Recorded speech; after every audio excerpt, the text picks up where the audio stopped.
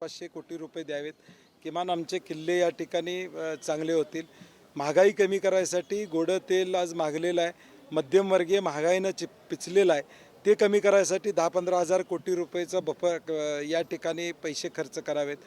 बेरोजगार तरुणांना नोकरी लागेपर्यंत 3 वर्ष स्टायपंड एक 5,000 रुपये महिन्याला त्या ठिकाणी द्यावी. त्यात 10-15 हजार कोटी रुपये या ठिकाणी खर्च होऊ शकतात.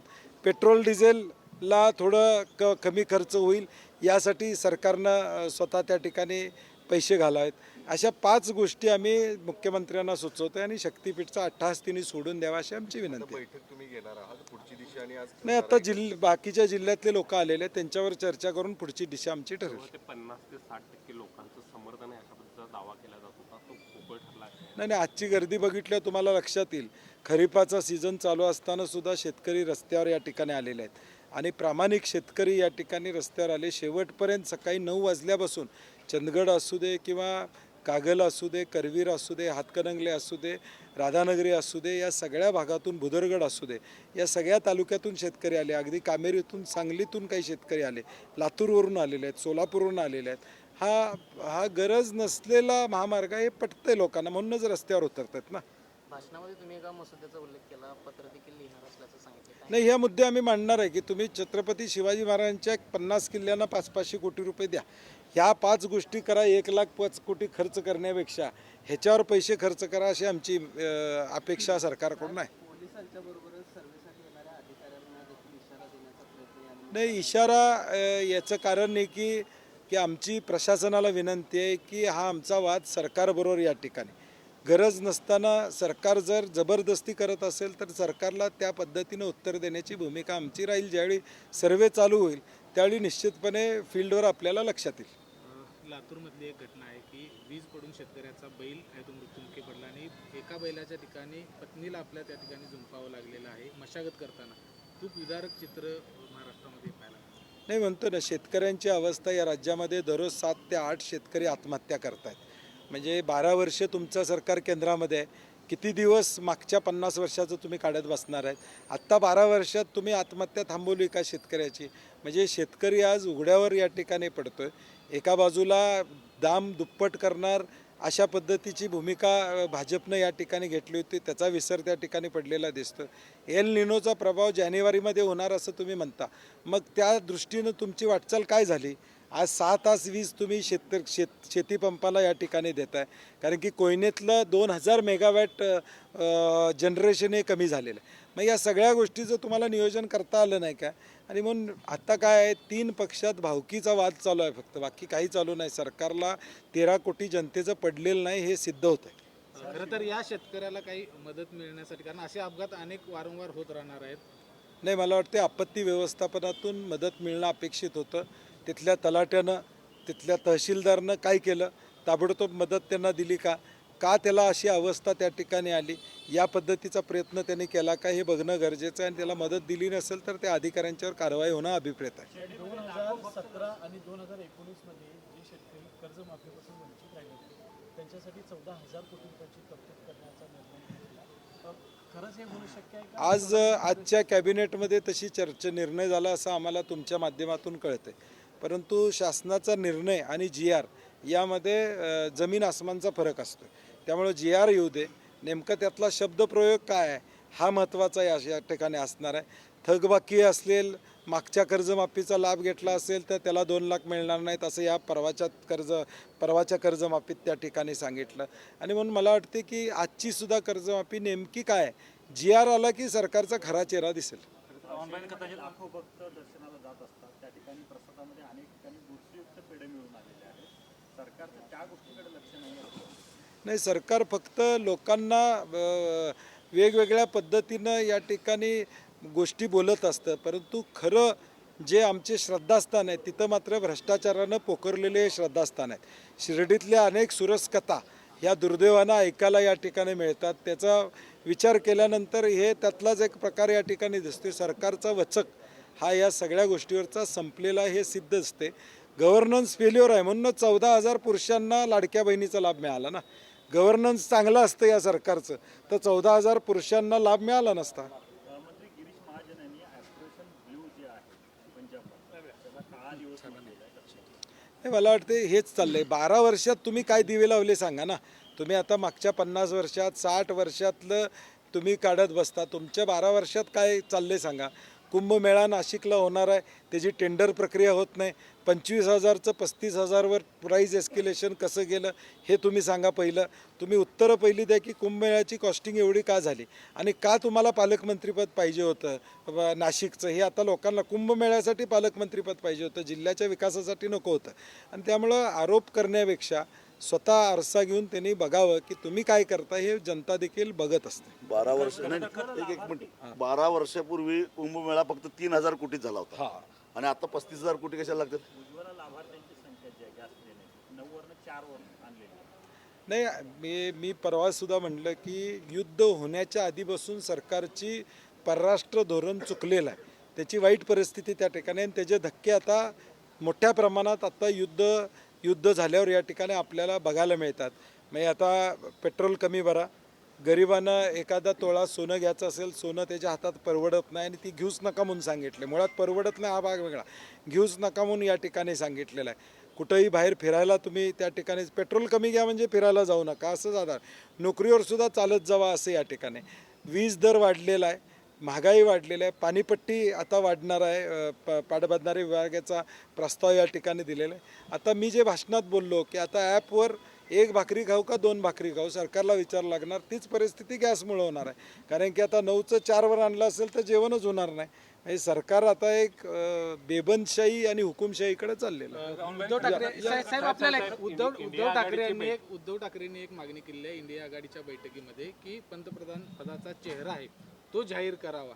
काय नेमकं आपलं मुद्दा आहे असं? नाही, मला वाटतं अजून लोकसभेच्या निवडणुकीला उशीर आहे. प्रत्येक पक्षाची आपली एक भूमिका असते आणि उद्धव साहेबांनी त्यांच्या पक्षाची भूमिका मांडलेली आहे की चेहरा असेल तर पुढच्या निवडणुकीला जाणं सोयीचं होईल. परंतु मला वाटतं लोकसभेच्या निवडणुकीला अजून वेळ आहे. इंडिया आघाडीची बऱ्याच दिवसानंतर बैठक झालेली आहे. निश्चितपणे इंडिया आघाडीच्या घटक पक्षांमध्ये याची चर्चा होईल. शेवटी काँग्रेस या संदर्भातला एकटा निर्णय न घेता तो सगळ्यांना मिळून जे 25 घटक पक्ष आहेत त्यांच्याशी चर्चा करेल. परंतु एक मात्र खरं आहे की या देशामध्ये कितीही काही केलं तरी इंडिया आघाडी आज देखील घट्ट आहे. या हुकुमशाही विरुद्ध इंडिया आघाडी एकसंघपणे राहुलजींच्या बरोबर, खरगे साहेबांच्या बरोबर, सोनियाजींच्या बरोबर सगळे पक्ष एकत्रित आहेत. हे पुन्हा एकदा देशाला या ठिकाणी बघायला मिळालं.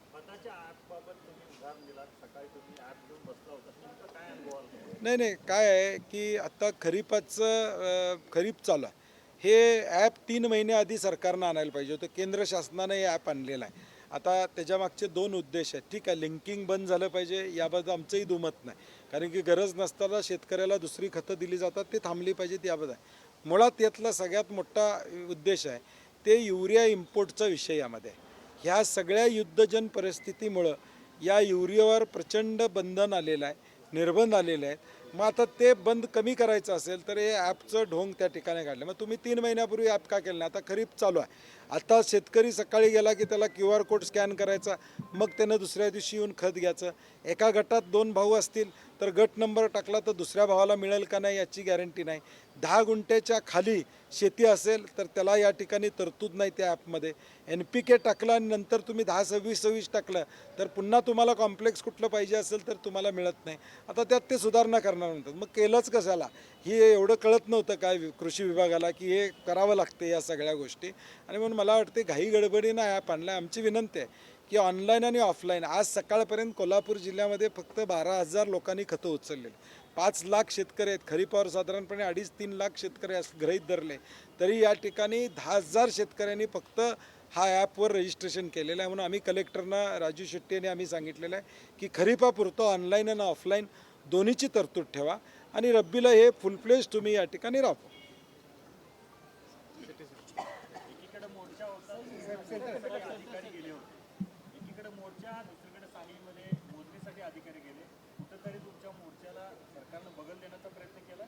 मुळामध्ये आजची जी काही सांगली जिल्ह्यातली मोजणी आहे तीच बेकायदेशीर आहे. कारण सांगली जेव्हा आम्ही हरकती नोंदवण्यासाठी सगळ्या राज्यातल्या शेतकऱ्यांना आवाहन केलं होतं त्या पद्धतीनं सांगली जिल्ह्यातल्या शेतकऱ्यांनी सुद्धा हरकती घेतलेल्या होत्या आणि त्याला सांगली जिल्हाधिकाऱ्यांनी पत्र वैयक्तिक प्रत्येक शेतकऱ्याला पत्र पाठवलेलं आहे की अजून अधिसूचनाच जाहीर झालेली नाहीत, त्यामुळं तुमचा अर्ज निकाली काढलेला आहे. मग अधिसूचना जाहीर झालेलं नाही तर हे लोक मोजणी करायला कुणाची सुपारी घेऊन गेले होते? आणि त्यामुळं अशा पद्धतीनं बेकायदेशीर रित्या जर का आमच्या शेतामध्ये येऊन कोण मोजणी करत असतील तर त्यांना आम्ही ठोकून काढू. आणि त्या पद्धतीनं सांगली जिल्ह्यातल्या 3-4 गावामध्ये लोकांनी अक्षरशः त्यांना पळवून लावलेलं आहे.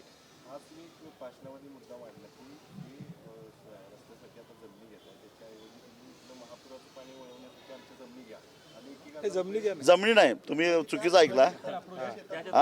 मी असं म्हटलेलं होतं की महापुरामध्ये आम्हाला जे काही महापुराचं पाणी त्रास देतं ते पुढंही सरकत नाही. ते पाणी उचला आणि दुष्काळी भागात न्या आणि त्याच्या खर्चासाठी एकरी 1,000 रुपये वर्गणी द्यायला तयार आहे आम्ही, असं म्हटलं.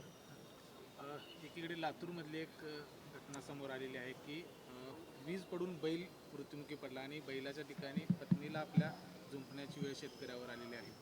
काय या सरकारकडे तुम्ही कसं बघताय? खरं तर या घटनेमुळं सरकारला लाज वाटली पाहिजे. म्हणजे शेतकऱ्याची स्थिती एवढी हलाखीची झालेली आहे. दुसरा बैल, नैसर्गिक आपत्ती काय सगळ्यांच्यावरच येते, परंतु दुसरा बैल घेण्याची त्याची ऐपत नाही. परंतु शेतकऱ्याचं कसं आहे, आमच्या एक परंपराच आमच्या आहे, आम्ही मडं झाकून ठेवतो पण घात साधतो. त्या पद्धतीनं आज पेरणी करायची आहे, घात साधायची आहे आणि त्यामुळं पेरायचं तर आहे, बैल तरी नाही म्हणून बिचाऱ्यानं आपल्या अर्धांगिनीला झोपलं. कारण स्वतः जर तो ओढत बसला असता तर बायकोला पेरता आलंच असतं असं नाही. आणि त्यामुळं ही जी शेतकऱ्यावर वेळ आलेली आहे त्याला सर्वस्वी सरकार जबाबदार आहे. बरं, छोट्या ट्रॅक्टरनं पेरणी करावं तर डिझेलची बोंबाबोंब. तुम्ही डिझेल पंपावर ट्रॅक्टर घेऊन या मग डिझेल देतो म्हणणार. आता तुमच्या माहितीसाठी सांगतो, ट्रॅक्टरचा ॲव्हरेज आहे एका लिटरला 5 किलोमीटर आणि शेतकरी राहतो एका पंपापासून जवळजवळ 10-12 किलोमीटर. म्हणजे त्याला जायला आणि यायला 5-10 लिटर डिझेल खर्च होणार आणि हे 10 लिटरच्या वर डिझेल देणार नाहीत. म्हणजे जाण्या येण्याचा त्याचा डिझेल खर्च होणार. म्हणून परभणीतल्या एका शेतकऱ्याला अक्षरशः बैलगाडीला ट्रॅक्टर ओढून आणावा लागला. ह्याच्यापेक्षा काय लाज वाटली पाहिजे? कृषीप्रधान महाराष्ट्र आपला. साहेब 2017-19ला जे कर्जमाफीपासून वंचित शेतकरी राहिले होते त्यांच्यासाठी 14,000 कोटी रुपयांची तरतूद केल्याची बोललं जातं. आज GR आले. तर ते पुरेसं आहे का की हे सरकार नुसतं भूलतापात येतं आहे. त्यामुळे त्याचा शासन निर्णय आल्याशिवाय याच्यावर खरं तर त्यांचा अधिकारच आहे तो. त्या शेतकऱ्यांना त्यांना इतके दिवस बँकाने त्रास दिलेला आहे. अनेक शेतकऱ्यांचं तो कर्जमाफीच्या यादीत नाव असतानासुद्धा सरकारनं पैसे न पाठवल्यामुळं त्याच्यावर जप्त्या झालेल्या आहेत. त्या शेतकऱ्यांना त्याच्यावर दंडव्याज बसलेला आहे. तो शेतकरी एनपीएत गेलेला आहे, त्याचा सिबिल खराब झालेला आहे, त्याला कोणी दारात उभं केलं आणि सरकारच्या यादीत तरी त्याचं नाव आहे कर्जमाफीच्या, अशी अवस्था. त्यामुळं ह्याची जबाबदारी घेऊन त्या बँकांना पहिल्यांदा त्याचा सिबिल दुरुस्त करायला सांगितलं पाहिजे. आणि मुळामध्ये त्यांचा तो अधिकारच आहे. सरकार काय उपकार करत नाही तरतूद केली तरी. एकीकडे शेतकऱ्यांची अशी परिस्थिती आहे, मात्र पंतप्रधान नरेंद्र मोदी हे उद्या एक नवा इतिहास रचतायत. सर्वाधिक माझं असं मत आहे त्यांनी पुतीनचं पण रेकॉर्ड मोडावं, आमचं काय म्हणणं नाही, पण आम्हाला सुखानं जगून द्यावं. हां, एवढंच आमचं म्हणणं आहे. राज्यात मोठ्या प्रमाणात शेतकऱ्यांच्या आत्महत्या होत आहेत, काय सांगाल? शेतकऱ्यांच्या आत्महत्या होत आहे त्याला सर्वस्वी सरकारचं धोरण जबाबदार आहे. जेव्हा गरज होती तेव्हा कांद्यातून 4 पैसे मिळत होते, कांद्यावर निर्यात बंदी लावली. आता काही गरज नसताना साखरेच्या निर्यातीवर बंदी घातली. त्यामुळे साखरेचे दर पडायला लागलेत, साखर खपणा झाल्या. शेतकऱ्यांचं जवळपास 1,500 कोटी रुपयाची ऊसाची थकबाकी राहिलेली आहे. अशा प्रकारची विदूषकी चाळे सरकार धोरणाच्या माध्यमातून करत असल्यामुळं ह्या शेतकऱ्यांच्या आत्महत्या वाढायला लागल्या. सरकारमधला फरक सांगितला, सगळ्या मुख्यमंत्र्यांची नावं सांगितली. त्या सरकारमध्ये ह्या सरकारमध्ये असं काय तुम्हाला दिसलं वेगळं? आधी मी मगाशी पण सांगितलं की 7-8 मुख्यमंत्र्यांच्या नेतृत्वाखालच्या सरकारच्या विरोधात आम्ही संघर्ष केला.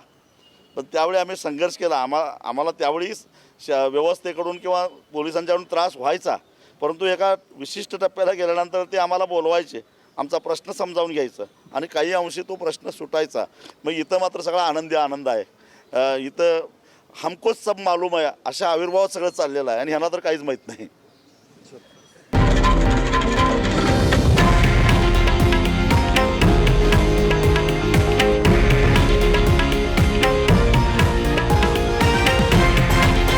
हे आहे देशातील नंबर 1 न्यूज नेटवर्क आणि आपण पाहत आहात TV9 मराठी, एकमेव.